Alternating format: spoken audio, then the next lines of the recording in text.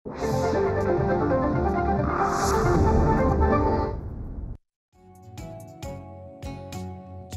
ग्राहक जागो, जागो जागो जागो, झाली नवी पहाट बघा हो. जागो ग्राहक जागो, करताना कुठलीही खरेदी नीट पारखून घ्या हो.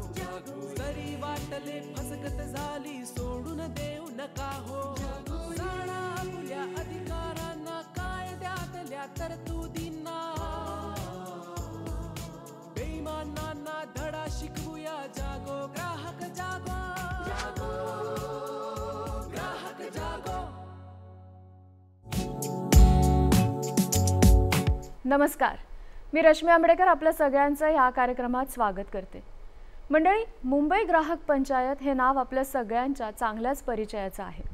ग्राहक म्हणून वावरताना आपल्याला येणारे वेगवेगळे अनुभव, समस्या, त्यावर मार्गदर्शन करणं, तक्रारींचं निराकरण करणं, याचं काम मुंबई ग्राहक पंचायत गेली 48 वर्ष सातत्याने करते आहे. अशाच वेगवेगळ्या विषयांवर सखोल चर्चा आणि मार्गदर्शन करणारी एक नवी मालिका जागो ग्राहक जागो आजपासून सुरू होते. आजच्या या मालिकेचा पहिला आपला विषय काय असणार आहे तर घर. अन्न, वस्त्र, निवारा या आपल्या प्रमुख गरजांपैकी घर हे जितकं गरजेचं तितकंच स्वप्नातलं. मग कधी कधी हे स्वप्न जेव्हा पूर्ण व्हायच्या मार्गावर असताना रखडतं किंवा पूर्ण होत नाही, अशा वेळेला जी घालमेल होते, तगमग होते, ज्यांना ज्यांना हा अनुभव आला असेल त्यांना ते चांगल्याच परिचयाचं आहे. म्हणूनच आज आपला पहिला विषय असणार आहे स्वप्नपूर्तींचं घर, महारेरा. कशा पद्धतीने आपण ह्या तक्रारींचं निराकरण करू शकतो, त्यावर काय उपाय आपल्याला सापडू शकतात, या सगळ्याचं मार्गदर्शन करण्यासाठी आपले पाहुणे आपल्या स्टुडिओमध्ये आहेत. त्यांची ओळख करून घेऊया. आपल्याबरोबर आज आहेत गौतम चटर्जी सर. नमस्कार सर. सरांची ओळख करून द्यायची तर सर संस्थापक अध्यक्ष आहेत महारेराचे. आपल्याबरोबर आहेत प्रदीप वांद्रेकर सर. ते ग्राहक म्हणून त्यांचा अनुभव सांगणार आहेत. नमस्कार सर, तुमचंही स्वागत करते. आणि आपल्याबरोबर आहेत ॲडव्होकेट शिरीष देशपांडे, कार्याध्यक्ष मुंबई ग्राहक पंचायत. नमस्कार सर. नमस्कार, तुमचंही स्वागत. एक सखोल चर्चा या निमित्ताने आपण करणार आहोत की महारेराची भूमिका काय ह्याच्यामध्ये आहे, मुंबई ग्राहक पंचायत ह्याच्यामध्ये कशा पद्धतीने इन्व्हॉल्व्ह असते, ह्या सगळ्यावर आपण बोलणार आहोत. पण सुरुवात आपण करणार आहोत प्रदीप वांद्रेकर सरांपासून. सर, तुमचा ह्या सगळ्यामध्ये म्हणजे स्वप्नपूर्तीचं घर ते जेव्हा रखडतं आणि त्याच्यातून बाहेर कसं पडतात, याबद्दलचा तुमचा अनुभव आम्हाला ऐकायला आवडेल. स्वप्नपूर्तीचं आता पूर्ण झाली आहे, ती स्वप्नभंग होता होता राहिली आणि ती दुःस्वप्न किती पडली आहे मला माहिती आणि आम्हा 150 लोकांना माहिती.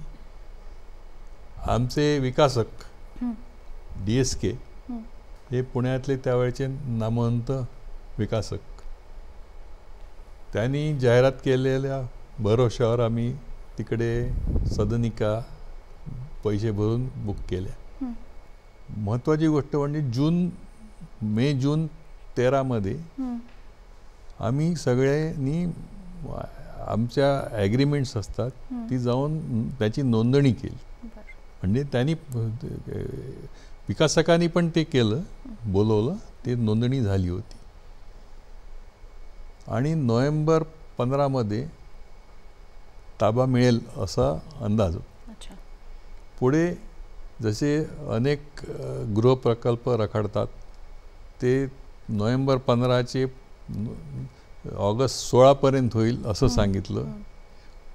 जून 16 विकासकांनी सांगितलं की आता हे अजून उशीर होईल, पण तारीख दिली नाही कधी पूर्ण होईल त्याची.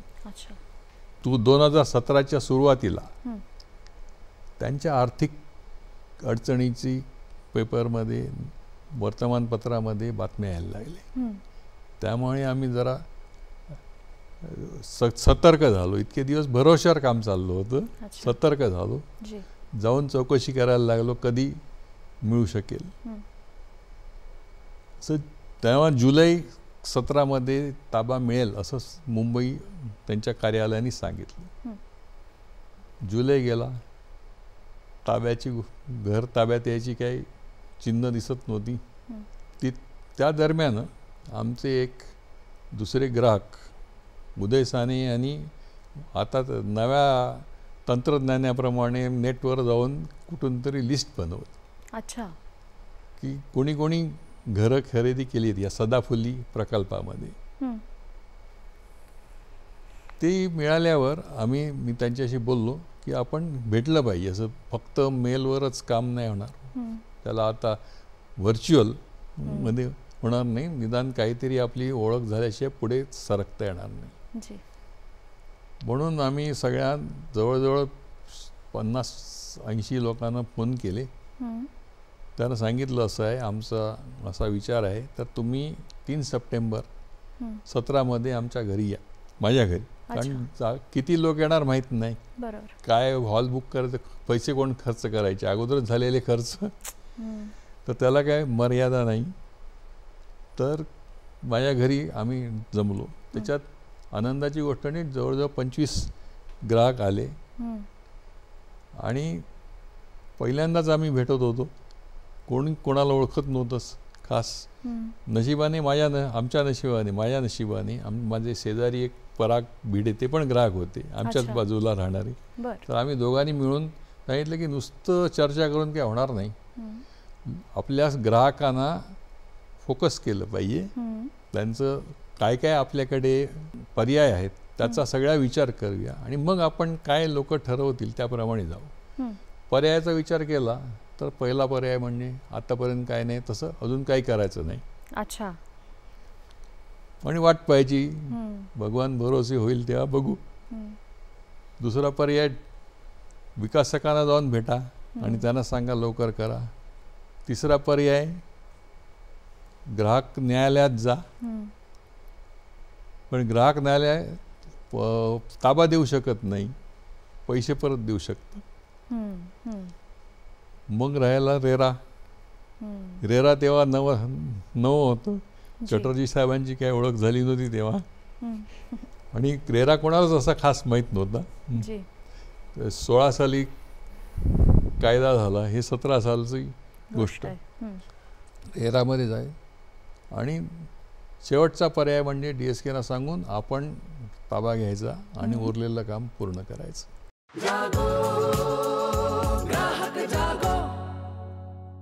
तुम्ही रेराचा आता उल्लेख केलात तर आपण चटर्जी सरांनाच विचारूया की मग महारेराची याच्यामध्ये कशी भूमिका किंवा त्यांनी काय केलं, अशा प्रकारे ह्यांचा जो अनुभव आहे त्यावर.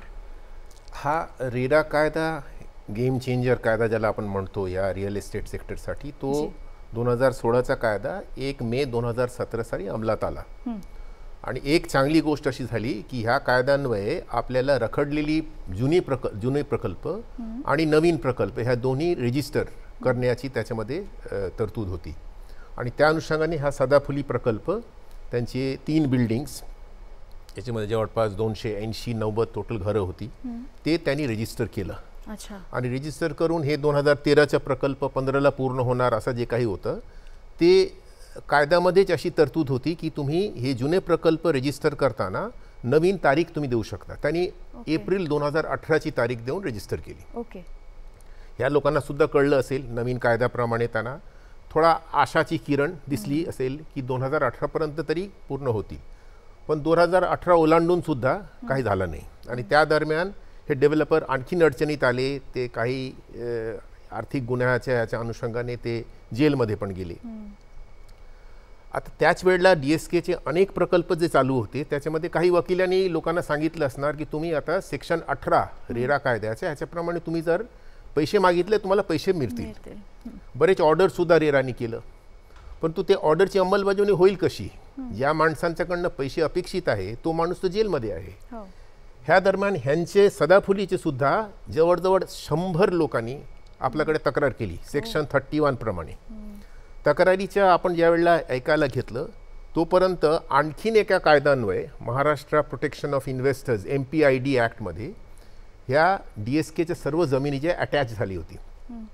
मग एप्रिल 2019मध्ये माझाच कोर्टमध्ये ज्या वेळेला हिअरिंग मी घेतली, मी त्यांना सांगितलं की काही लोक म्हणतात आमचे पैसे परत करा इंटरेस्ट सकट, काही म्हणतात घर द्या आणि डिलेड इंटरेस्ट द्या, परंतु हे सगळे प्रकल्प जे आहे ते आता अडकलेले आहे कारण तो माणूस जेलमध्ये आहे आणि त्यांचे प्रॉपर्टीसुद्धा अटॅच झालेली आहे. त्यामुळे आम्ही पत्रव्यवहार केलं राज्य सरकारबरोबर, हे सांगून की तुम्ही अटॅचमेंट सोडा, कारण ह्या लोकांना जर सेक्शन 7 आणि 8 तो एक महत्त्वाचा हे आहे अनुषंगाने, आपण त्याच्यानंतर आपण सुद्धा सविस्तर बोलू.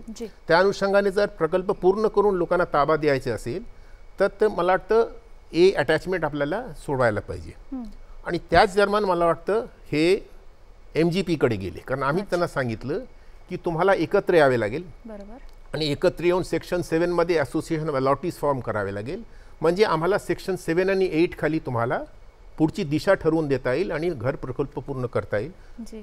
त्या दरम्यान ते MGP कडे गेले आणि मग त्याच्यानंतर MGPने त्यांना मार्गदर्शन केलं आणि मग पुढची आपण हे केली. मला वाटतं त्याच्या पुढचं MGP सांगू शकतील की काय आपण केलं त्याच्यामध्ये. याच्याबद्दल सर्वात प्रथम मला वांद्रेकरांना धन्यवाद द्यायचे की त्यांनी सगळ्या ग्राहकांना एकजूट केलं आणि मग मुंबई ग्राहक पंचायतीकडे आले. मगाशी त्यांनी सांगितलं त्याप्रमाणे त्यांच्या डोळ्यासमोर वेगवेगळे ऑप्शन्स होते, 4-5 पर्याय होते, नक्की कुठल्या मार्गाने जायचं.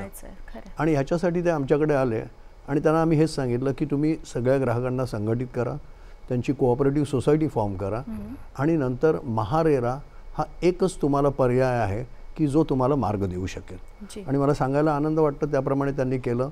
त्याच्यानंतर ती तक्रार रीतसर त्यांच्यातर्फे महारेरामध्ये दाखल केली. त्यावेळेला गौतम चटर्जी साहेब अध्यक्ष होते महारेराचे आणि त्यांनी ते पुढे कसं नेलं ते त्यांनी नंतर सांगावं. पण त्याच्यानंतर सगळं झाल्यानंतर बॉटम लाईन आज अशी आहे की हा प्रकल्प ह्या सर्व ग्राहकांनी एकत्र येऊन पुढे कसा नेला. आणि ते मला वाटतं परत चटर्जी साहेबांकडेच मी सांगतो की तुम्ही त्याच्यात नक्की काय केलं हे मला वाटतं सांगणं सगळ्यात इंटरेस्टिंग आहे. ती प्रक्रिया सगळ्यांपर्यंत महारेराने नक्की काय केलं की बाबा आम्ही महारेराकडे ह्यांना नेऊन ठेवलं आणि वांद्रेकरांना आम्ही सांगितलं की या सगळ्या पर्यायांमध्ये आज हा नवीन आलेला कायदा हा तुम्हाला मार्ग देऊ शकेल, तुम्हाला दिलासा देऊ शकेल आणि तुम्हाला तुमचं घर देऊ शकतील. आणि ते झालं हे सांगायला मला आनंद वाटतो. आणि ते परत मी सांगतो की चटर्जी साहेबांनी सांगावं की कशा पद्धतीने त्यांनी हे प्रकरण हँडल केलं. त्यांचे तो पीसमिल कंप्लेंट्स येत होते, त्याच्यासाठी मला वाटतं काही इतर वकिलांनी त्यांना मार्गदर्शन केले असणार की तुम्ही जा आणि रेराला सुद्धा एक कन्झ्युमर कोर्ट सारखा तुम्ही त्याच्याकडनं पैसे तुम्ही परत मागा, तुम्हाला मिळतील. परंतु हे जे मार्गदर्शन त्यांनी केलं की नाही तुम्हाला घर बांधून पूर्ण करून पाहिजे ना, मग तरतूद आहे सेक्शन 7 आणि 8 खाली, तुम्ही तिथे जा. मग सोसायटी त्यांनी फॉर्म केली, त्यांनी अर्ज केला आमच्याकडे. अर्ज केल्यावर मग आम्ही म्हटलं की ठीक आहे, आपण डेव्हलपर जरी नसतील, तुम्ही आता कोऑपरेटिव्ह सोसायटी म्हणून आलेले आहात, आमचे एक सलोखा मंच आहे, सलोखा मंच तुम्हाला मार्गदर्शन पुढचं करतील. परंतु एक मुद्दा त्याच्यामध्ये आणखीन आला, कारण ह्या प्रकल्पामध्ये एक फायनान्शियल इन्स्टिट्यूशन सुद्धा इन्व्हॉल्व्ड होते. कारण ह्यांचे 280 एकूण घरांपैकी 160 एक त्यांनी विकत घेतले होते. बाकीचे घरं जे आहेत अनसोल्ड जे होते ते मॉर्टगेज होते त्या टाटा कॅपिटलकडे. मग आम्ही म्हटलं की सेक्शन 7 आणि 8 मध्ये तरतूद नाही आहे की फायनान्शियल इन्स्टिट्यूशनसुद्धा बोलवून आपल्याला हे पुढचं मार्ग ठरवायचे आहे, परंतु आपण त्यांना बोलवायलाच पाहिजे, कारण उरलेली जी घरं आहे त्याच्यावरती फर्स्ट चार्ज त्यांचा आहे. मग आपण हिअरिंग जी घेतली त्या हिअरिंगमध्ये त्यांना बोलवलं. शिरीषजीना आणि निरंजन हिरानंदानी ह्या दोघांना सलोख्या मंचाचे सर्वात 2 प्रमुख आहे डेव्हलपर्सच्या पैकी आणि कन्झ्युमर फोरमचे, त्यांना आपण बोलवलं. त्या हिअरिंगला हिरानंदानीमुळे आपला टाटा कॅपिटलचे MD सुद्धा स्वतः हजर राहिले. युजली असा होत नाही. त्यांना आपण सांगितलं हे बघा सेक्शन 8 ची ही तरतूद आहे, असोसिएशन ऑफ अलॉटीज ऑलरेडी आहे, तुम्ही सुद्धा बाकीचे घर तुमच्याच आहे ना, कारण तुम्ही ते मॉर्टगेज आहे तुमच्या, तर त्यामुळे तुम्ही सुद्धा असोसिएशन अलॉटीजमध्ये तुम्ही सामील व्हा. त्यांनी सांगितलं ना कसं काय अलॉटीजचं डेफिनेशन जर बघितलं तर त्याच्यामध्ये आम्ही बसत नाही. मग त्यांनी मार्ग सुचवलं की आम्हाला तुम्ही अलॉटीज न म्हणता तुम्ही आम्हाला डीम डोनर करू शकता. मग आम्ही त्यांना डीम डोनर 180 घरासाठी आणि हे association of allottees cooperative society 160 घरांसाठी हे 280 जण एकत्र आणि निरंजन हिरानंदानी आणि सिरीज देशपांडे हे दोघे जण विथ दी हेल्प ऑफ बाकी जे त्या सोसायटीचे जे काही आर्किटेक्ट होते म्हणजे प्रोजेक्टचे स्ट्रक्चरल इंजिनियर, चार्टर्ड अकाउंटंट, त्यांना सुद्धा बोलवलं. ह्या सगळ्यांनी ठरवलं की हो साहेब आम्ही करू शकतो. आम्ही ऑर्डर पारित केलं. ते DSKचा प्रकल्प रद्द, रिवोक आणि 4 महिन्यामध्ये ह्यांच्या मदतीने तुम्ही एक ब्लूप्रिंट तयार करा आणि पुढची दिशा ठरवा. त्याप्रमाणे हे लोक लागले कामाला. ब्लूप्रिंट तयार झाले आणि मग कामाला हे लागले आणि मग प्रकल्प त्यांनी एक दुसरा डेव्हलपर बोलवून पूर्ण केलं. क्या असं हे बात झालं. आहे. आज इतक्या वर्षानंतर सुद्धा हे सांगताना तुमच्या चेहऱ्यावर इतका आनंद आणि समाधान आहे सर. कारण आपण तो पहिल्यांदा हां सेक्शन 7 आणि 8 हां या इनोव्हेटिव्हली वापरून फायनान्शियल इन्स्टिट्यूशनचं नाव सेक्शन 8 मध्ये नसताना त्यांना कसा इन्व्हॉल्व्ह करून एक रखडलेला प्रकल्प, असे रखडलेले प्रकल्प पूर्ण कसं करू शकतो ते आपण दाखवू शकलो. खरंय आपल्याला म्हणजे अत्यंत म्हणजे मी सांगेन की अत्यंत कल्पकतेने खरंय. कायद्याचा वापर करून ग्राहकांना म्हणजे नाडलेले ग्राहक, पिडलेले ग्राहक त्यांना कसा दिलासा देता येईल ह्याचं हे मी सांगेन की उत्तम ही उदाहरण. सदाफुली हा जो प्रोजेक्ट आहे हे अत्यंत उत्तम उदाहरण आहे असं मी निश्चित कारण त्या सांगेन. काळामध्ये मला वाटतं मानसिक स्वास्थ्य सुद्धा बऱ्यापैकी हल्लेलं असतं नाही का अशा म्हणजे अनुभवांमध्ये. इतके निराश झालेले असतात खरंय, की याच्यानं खरंय. काहीच होणार नाही काहीच असं, होणार नाही. आणि त्यामुळे हा जो एक हा रोल मॉडेल आहे असं मी खरंय, म्हणेन. खरंय. वांद्रेकर सर, तुम्हाला कसं वाटलं आधीचा तुमचा अनुभव आणि नंतर हे जेव्हा पूर्ण झालं त्याच्यानंतर अगदी थोडक्यात आम्हाला सांगा काय भावना होत्या तुमच्या? स्वप्नभंग ते स्वप्नपूर्ती. वा अगदी एक दोन शब्दात सांगतो. जी. पण तुम्ही सांगितलं लोक निराश झाले. हम्म. आमच्याकडे चॅलेंज काय काय होते म्हणजे जी. की आमच्याकडे काही माहिती नव्हती. हम्म. त्या सगळ्या लोकांना हुडकून काढून हम्म, हम्म, एकत्र आणणं, हम्म. त्यांचे कागदपत्र तयार करून घेणं. खरंय. आणि सोसायटी अशी होत नाही, बरोबर आहे. त्याच्यावर प्रत्येक कागदावर सही लागते. जी. जो सभासद होऊ इच्छितो त्याची ॲग्रीमेंट रजिस्टर झालं की नाही हे पाहणं, नाही तर कोण मध्येच येईल. खरंय. रजिस्टर्ड ॲग्रीमेंट शिवाय आम्ही सभासद केले नाहीत. सो तुम्ही सुद्धा या गोष्टी सांभाळल्यात आणि मग हो. आपण पुढे गेलो हो, नाही पण का? माझी टीमनी सांभाळल्या, मी वा. फक्त निमित्त मात्र होतो. कारण त्याच्यामध्ये बऱ्याच लोकांचं सहकार्य लागलं. जी. आणि तो ऑथेंटिकेटेड म्हणजे ती माहिती पक्की पाहिजे, बरोबर. हे माहिती पाहिजे म्हणून आम्ही वकील तिकडे नेमून वडगावच्या रजिस्ट्रारकडून ते सर्टिफाय करून घेतलं की हे लोक रजिस्टर्ड ॲग्रीमेंट आहेत ह्या लोकांची वा. आणि यांचे हे पत्ते आहेत. वा. आणि त्यांना काही सापडले, जी. काहींना पत्र पाठवली, काहींना फोन केले, काहींना इंटरनेटवर शोधले, काहींना टेलिफोन डिरेक्टरीमधून शोधले. हम्म, हम्म, हम्म. म्हणजे हे शोधण्याचं फार मोठं काम होतं बरोबर. की त्यांना शोधणार कुठे. खरंय, खरंय. आणि काहीच रेकॉर्ड, सगळ्या DSK सगळा रेकॉर्ड सरकार घेऊन गेलं, पोलीस. बरोबर. आणि शून्यातून सुरुवात म्हणजे तसं बघायला गेलं तर हो, नाही का? शून्यातून शेंडीपासून सुरुवात. मला चटर्जी सरांना विचारायचं आहे की आपण मगाचपासून महारेराने कशा पद्धतीने मदत केली किंवा कसा हा प्रश्न सोडवला ह्याच्याबद्दल बोलतोय. हा कायदा काय आहे मुळात ते जर सांगितलं तर सगळ्यांनाच खूप उपयोगी पडेल. कायदा जसं मी सांगितलं की हा सेक्टर, रिअल इस्टेट सेक्टर जे आहे ते अनऑर्गनाइज्ड, अनरेग्युलेटेड अशा स्वरूपाचं सेक्टर होतं. आणि त्यामुळे 2016-17ला कायदा येण्यापूर्वी खूप प्रश्न होते, लोकांचे खूप प्रश्न होते आणि ते सोडवण्यासाठी कुठे जावं हे सुचेना. त्यामुळे हे कायदा आल्यानंतर ह्याच्यामध्ये 3 गोष्टी खूप महत्त्वाच्या आहेत जे मी आता आवर्जून सांगू इच्छितो. एक म्हणजे रिअल इस्टेट प्रकल्पामध्ये लोक आपले जन्मातलं सगळं पैसे जे काही त्यांची ठेवी आहे ते लावून ते घर जे विकत घेत आहेत, which is once in a lifetime. खरं. त्याच्यामध्ये खूप इन्फॉर्मेशन ॲसिमेट्री होती, माहितीच काही मिळेना. डेव्हलपर जे आहेत ना ते पैसे घेताना मात्र पुढे येतात, परंतु ज्या वेळेला जी माहिती माझा घर चाललेली आहेत, कुठे रखडलेली आहेत, कधी पूर्ण होईल ही माहितीच देईना. त्यामुळे तो जो पारदर्शकता जी असायला पाहिजे, ट्रान्सपेरन्सी सगळ्यांच्या बाबतीत, तो कायद्याने त्याच्यामध्ये आणलं. सेक्शन 4 मध्ये रजिस्टर करताना सर्व गोष्टी तुम्हाला द्यावे लागेल आणि तो ऑनलाईन पद्धतीने प्रत्येक होम बायर्स आणि प्रत्येक ग्राहकांना ती मिळू शकेल अशा पद्धतीने. दुसरा महत्त्वाचा मुद्दा होता की त्याच्यामध्ये जे अविश्वास आहे डेव्हलपरवरती तो दूर करण्यासाठी मला कुठे ना कुठेतरी माझं ग्रीवान्स रिड्रेसल व्हायला पाहिजे. त्याच्यासाठी एक तरतूद आली. सेक्शन 31 खाली तुम्ही तक्रार करू शकता. तक्रार लवकरात लवकर त्याचे हिअरिंग होईल आणि एक त्याचे निर्णय दिले जातील.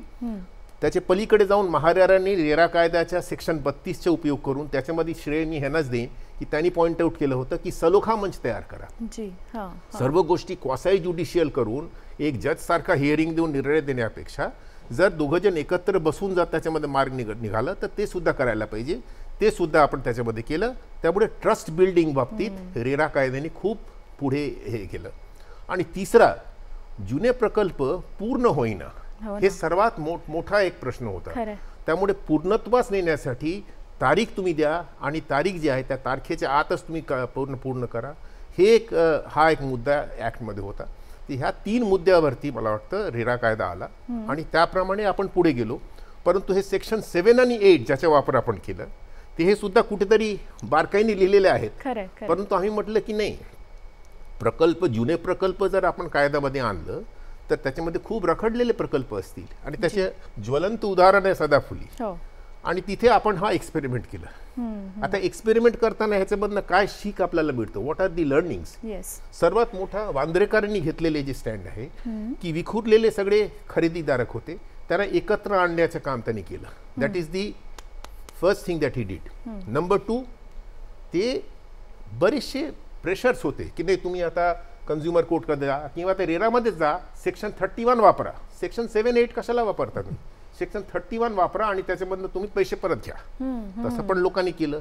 परंतु त्याला बळी न पडता त्यांना ज्या वेळेला सांगितलं गेलं की तुम्ही ह्यांचे मार्गदर्शन घ्या MGPचे आणि मग तुम्ही सेक्शन 7-8 कसं करता येईल ते तुम्हाला मार्गदर्शन करतील, ते त्यांनी ऐकलं. त्यामुळे हे जे पुढाकार त्यांनी घेतलं, एकत्र आणणे लोकांना आणि मग फॅसिलिटेशनसाठी यांच्याकडे जाणे आणि फॅसिलिटेट करण्याचं काम MGPने केलं. महाराणी त्याच्यामध्ये आपला हातभार लावला की नाही ठीक आहे, आपण सेक्शन 7-8 इनोव्हेटिव्हली कल्पकतेने वापरून मग पूर्णत्वास नेऊ. हे झालं. मला वाटतं हे नेटाने पुढे जाणं हे खूप महत्त्वाचं ठरलं ना सर. मला या तरतुदींविषयी विचारायचं. मुळात कसं आहे, आज मी तुम्हाला सांगेन, आज आपण जी पार्श्वभूमी बघतो आज महाराष्ट्रात सगळीकडे, मुंबई प्रामुख्याने, मुंबई ठाणा वगैरे ठीक आहे, असंख्य प्रकल्प हे रखडलेले आहेत आणि त्यामुळे लोकांना कळत नाही नक्की कुठे जायचं, काय करायचं. ह्याला महारेरा हे एक उत्तर आहे. पण मगासपासून आपण सारखा मला वाटतं सेक्शन 7 आणि 8चा उल्लेख करतोय. सेक्शन 7 आणि 8 हा लोकांनी जाणून घेणं आवश्यक आहे आणि त्याच्यातच त्यांची किल्ली आहे यशाची किंवा तुमचं स्वप्नपूर्तीचं मार्ग त्याच्यातनं जातो. सेक्शन 7 आणि 8 की जो आम्ही वांद्रेकरांनाही सांगितलं. सेक्शन 7 काय म्हणतंय, आता प्रत्येक आपल्याला लक्षात ठेवायला पाहिजे की आज महाराष्ट्रात कुठलाही गृहप्रकल्प 500 स्क्वेअर मीटरच्याहून जास्ती एरिया किंवा 8 सदनिकांपेक्षा जास्ती असलेला कुठलाही गृहप्रकल्प, पहिली गोष्ट म्हणजे महारेरामध्ये नोंदणी बंधनकारक आहे. ओके, त्यामुळे ती बंधनकारक असते. अकाउंटेबिलिटी आली, सरांनी म्हटलं त्याप्रमाणे पारदर्शकता आली. पण जर का तुमचा प्रकल्प रखडलेला असेल तर सेक्शन 7 खाली तक्रार करून तुमचं रजिस्ट्रेशन आहे ते रद्द करण्याचा घर खरेदीदारांना हक्क आहे. आणि तो 3 प्रकारे तुम्हाला हे करता येतो. 3 परिस्थितींमध्ये तुम्हाला सेक्शन 7 खाली तक्रार करता येते. एक, रेरा कायद्यातल्या कुठल्याही तरतुदीचा भंग तुमच्या विकासकांनी केला असेल आणि तुमचा प्रकल्प रखडला असेल तर तुम्हाला सेक्शन 7 खाली जात आहेत. दुसरं की ज्या कॉम्पिटंट ऑथॉरिटी असतात, म्हणजे मुंबईत समजा जर का परवानगी देणारी ऑथॉरिटी BMC आहे किंवा म्हाडा आहे, त्यांनी परवानगी दिलेली आहे, त्याच्यात काही अटी शर्ती घातलेल्या असतात विकासकांवर, त्याचं उल्लंघन केलं असेल तरी सेक्शन 7 खाली तुम्ही महारेराकडे जाऊन त्यांची नोंदणी रद्द करण्याची मागणी करू शकता. आणि तिसरं, आणि ते सगळ्यात महत्त्वाचं की जे बहुतेक ठिकाणी आढळतं, विकासक बऱ्याच वेळेला वेगवेगळ्या प्रकारे फसवणूक करत असतात घर खरेदीदारांची. अशा या अनुचित प्रथांचा जर का अवलंब केला असेल आणि जर का प्रकल्प तुमचा रखडला असेल तर तिथे देखील घर खरेदीदार एकत्र येऊन सेक्शन 7 खाली तक्रार करायची. आता सेक्शन 7 खाली तक्रार केल्यावर महारेरा काय करतं तर त्याचं नोटीस देतात विकासकाला आणि त्याच्याकडनं समजावून घेतात, त्याला संधी देतात. पण हे जर का गुन्हे सिद्ध झाले, आरोप केलेले सिद्ध झाले तर त्यांची जी नोंदणी आहे ती रद्द होऊ शकते आणि मग तुम्ही जाता सेक्शन 8 वर. फसवणूक तुम्ही आता म्हणताय, त्याच्यातले 1-2 उदाहरणं देऊ शकाल की कशा कशा प्रकारची फसवणूक याच्यामध्ये? फसवणूक म्हणजे काय, मी पहिली गोष्ट म्हणजे मी तुम्हाला ह्या अमेनिटीज देईन, त्या अमेनिटीज देईन, ह्या सुविधा देईन, त्या दिल्या जात नाहीत. किंवा साधी गोष्ट की जी प्रत्येकाच्या म्हणजे स्वारस्याची असते, ताबा केव्हा मिळणार. आज तुम्ही सांगतो मी तुम्हाला प्रकल्प 2013 साली पोझिशन देण्याचे, ताबा देण्याचे प्रॉमिस केलेलं आहे, 15चे दिलेलं आहे, 18चे दिलेलं आहे, 19चे दिलेलं आहे, 20चे दिलेलं आहे. केव्हापासून आज ग्राहक हे करतायत आणि ही फसवणूक होते. आणि घर देत ताबा देत रजिस्टर करताना त्यांना नवीन तारीखची मुभा होती, ती तारीख दिल्यानंतर म्हणजे त्याचं उल्लंघन झालं. तर त्यामुळे अशा वेळेला तुम्ही सगळ्यांनी एकत्रित येऊन की बाबा ह्याची नोंदणीच रद्द करा, मग पुढचं काय करायचं, मग सेक्शन 8 येतं. सेक्शन 8 आला आणि महारेराची जर का खात्री झाली की ह्यांनी फसवणूक केलेली आहे किंवा काय नियमांचं उल्लंघन केलं आहे, रेरा कायद्याचं उल्लंघन केलं तर त्याची विकासकाची नोंदणी रद्द होते, पण मग प्रकल्प अडकलेला कोण घेणार? मग अशा वेळेला वांद्रेकरांनी जे उदाहरण केलं आहे, तुम्ही एकत्र या आणि तुम्ही पुढाकार घ्या आणि राहिलेला प्रकल्प पूर्ण करा एक, किंवा महारेराला परत अधिकार आहेत की पहिला अधिकार सोसायटीचा, ग्राहक खरेदी करणाऱ्या सगळ्या खरेदीदारांना पहिला ऑप्शन दिला जातो, तुम्ही पूर्ण करणार, तो चॉईस त्यांना आहे. आणि त्यांनी एकत्र येऊन एकजूट बांधून केलं तर विकासक बाजूला गेला, त्याची नोंदणी रद्द झाली आणि ह्यांनी स्वयं पुनर्विकासातर्फे किंवा आणि अशा पद्धतीने तो प्रकल्प पूर्ण करू शकतात. दुसरं, जर का ह्यांनी जर का विकासक आणला तर दुसरा विकासक येतो, त्याला नवीन नोंदणी करावी लागते, महारेरा त्याला नवीन नोंदणी देते आणि मग त्या प्रकारे प्रकल्प पूर्ण होतं. हेही जर नसेल तर महारेराकडे हेही अधिकार आहेत की आता आपल्यालाच काम करावं लागेल, कारण शेवटी मगाशी चटर्जी सरांनी सांगितलं तसं ह्या संबंध क्षेत्राचं नियमन करणारा नियामक कोण, तर तो महारेरा. त्यामुळे अल्टिमेट जबाबदारी ही महारेराची आहे. त्यामुळे असे रखडलेले अनेक प्रकल्प आहेत. मी सगळ्यांना आवाहन करीन की हे सगळे प्रयोग तुम्ही करा, प्रयत्न करा आणि अगदीच काही नाही झालं तर महारेरानं शेवटी सरकारशी सल्लामसलत करून कुठला ना कुठला तरी मार्ग, मग ते कदाचित सांगतील की म्हाडाने टेक ओव्हर करायचं, सिडकोनी टेक ओव्हर करायचं, सरकारने त्याला काही आर्थिक मदत द्यायची, अशा सगळ्या गोष्टी आहेत. मला वाटतं इथे चटर्जी साहेब सांगू शकतील की असे रखडलेल्या प्रकल्पांसाठी मला वाटतं स्वामीन आणि असे काही योजना आहेत, त्याबद्दल देखील मला वाटतं कदाचित सांगता आलं तर मला वाटतं ती मदत होऊ आशेचा शकते. किरणच आहे महारेरा खऱ्या अर्थाने, आणि नाही म्हणून का? मी सांगितलं जे प्रमुख 3 उद्देशापैकी हा प्राथम्याने मी सांगेन की सर्वात मोठा उद्देश आहे की रेरामध्ये तुम्ही प्रकल्प ज्यावेळेला नोंदणीकृत करता त्यावेळेला हे प्रकल्प पूर्णत्वास न्यायलाच पाहिजे आणि ते नेताना आपल्याला ज्या ज्या गोष्टी करणे आवश्यक आहे ते एक रेग्युलेटर म्हणून रेरा संस्था जी आहे महारेरा महाराष्ट्रासाठी त्यांनी ते करायला पाहिजे जसं ह्यांनी सांगितलं. आणि त्या दृष्टिकोनातून मला वाटतं बाकी केंद्र शासनाने सुद्धा स्वामी फंड आणून ते ऑल्टरनेटिव्ह इन्व्हेस्टमेंट फंड त्यांनी आणलेले आहे. मध्यंतरी ते नीती आयोगचे मुख्य कार्यकारी अधिकारी त्यांच्या अध्यक्षतेखाली एक कमिटी पण स्थापन केली की असे रखडलेले प्रकल्प त्याच्यामध्ये लाखो लोकांचे भवितव्य जे आहेत ना अडकलेले आहेत आणि आयुष्यातले सगळे तुमचे ठेव पैसे जे आहेत त्याच्यामध्ये तुम्ही गुंतवून आणि मग जे तर ऑर्डर जर तुमच्या हातात आलं की नाही हे पैसे तुम्ही आता इंटरेस्ट सकट मला परत मिळणार आणि ते सुद्धा हातात येत नाही कारण तो डेव्हलपर कुठे आहे ते म्हणतील तर मी तर बँकरप्ट आहे, मी पैसे देऊ शकत नाही. तुम्हाला पाहिजे काय, तुम्हाला पाहिजे घर पूर्ण होऊन आणि ते पूर्णत्वास नेण्यासाठी जर ह्या कायद्याच्या सेक्शन 7 आणि 8चा हा असा वापर करून आपल्याला पुढे जाता येईल तर मला वाटते सर्वात चांगली गोष्ट आहे. फक्त एक मी ॲड करेन ज्या ह्याच्यामध्ये अनुभवातून मला दिसून आलं की ह्याच्यामध्ये असोसिएशन ऑफ अलॉटीज ज्या वेळेला एकत्र येऊन घर पूर्ण करतील त्या प्रकल्पामध्ये आपल्याला कुठं कुठलं तरी फायनान्शियल इन्स्टिट्यूशन असणारच. तो स्वामी फंडाचे माणूस आलात किंवा पूर्वीचे जे काही आहे ज्यांनी पैसे दिले होते आणि त्यांचे मॉर्गेज आहे त्यामुळे सेक्शन 8 मध्ये त्यांना इन्क्लूड करून कायद्यामध्येच त्यांना इन्क्लूड करून आपण जर केलं तर मला वाटतं हे जे आपण कल्पकतेने त्यांना बोलून घेऊन त्यांना डीम्ड ओनर करून त्यांना आपण आणलं आणि पुढे गेलं ते करण्याची आवश्यकता राहणार नाही. त्यामुळे मला वाटतं कायद्याच्या ज्या वेळेला अमेंडमेंटची पाळी येईल हे सुद्धा त्याच्यामध्ये विचार करणे आवश्यक आहे की स्टेक होल्डर्सना त्याच्यामध्ये आणा.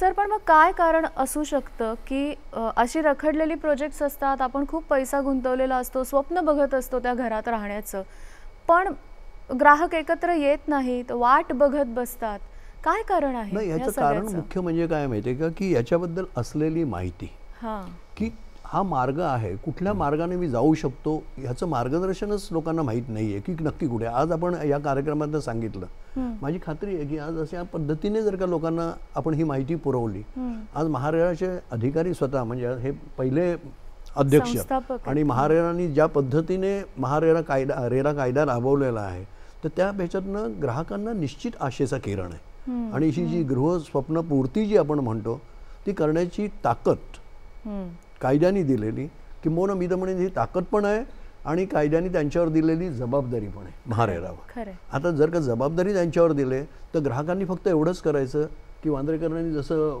उदाहरण घालून गेलेलं आहे तसं एकत्र या, संघटित व्हा, मुंबई ग्राहक पंचायतीसारख्या ग्राहक संघटनेचं मार्गदर्शन घ्या आणि अशा पद्धतीने तुम्ही जर का एकत्र आलात तर ह्या गोष्टी अशक्य नाही. विकासकांनी तुम्हाला कितीही फसवून देत, तुम्ही एकत्र या, संघटित व्हा, कायद्याचा वापर करा आणि गृहस्वप्न पूर्ती करा.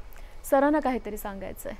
त्यांनी ग्राहक पंचायतीने सांगितल्याप्रमाणे जेव्हा असोसिएशन ऑफ पर्सन असते तर ती सोसायटी करण्याची प्रत्येकाने खबरदारी घ्यायला पाहिजे. सोसायटी झाली म्हणजे ते बाकीच्या सगळ्या सभासदांना लागू पडते. नाहीतर 10 लोकांचा विरोध असेल तर ते अडकून पडेल, बरोबर, आपापसात भांडणं होतील. मी शाणा की तू शाणा ह्याच्यात इगोमध्ये जातील. मला वाटतं हा सगळ्यात महत्त्वाचा प्रश्न आहे का की सगळ्यांनी मला एकत्र वाटतं येणं. 4 मुद्दे ह्याच्यामध्ये आहे. जी. एक तर आहे जे हे म्हटले असोसिएशन ऑफ पर्सन किंवा असोसिएशन ऑफ अलॉटीज, शेवटी बिल्डिंग बांधून झाल्यानंतर कोऑपरेटिव्ह सोसायटी होणारच होणारच आहे. आहे. त्यामुळे सुरुवातीलाच ती केली तर जर ते ते जास्ती एकत्र चालेल. आले, परंतु त्याच्यामध्ये 4 गोष्टी पाहिजे. एक, वांद्रेकर सारखा कोणीतरी पुढाकार घेणारा माणूस पाहिजे जे लोकांना एकत्र करतील. दुसरा पाहिजे की हे जी माहिती लोकांपर्यंत कशी पोहोचतील या कार्यक्रमाच्या अनुषंगाने आपण करण्याचा प्रयत्न करतोय.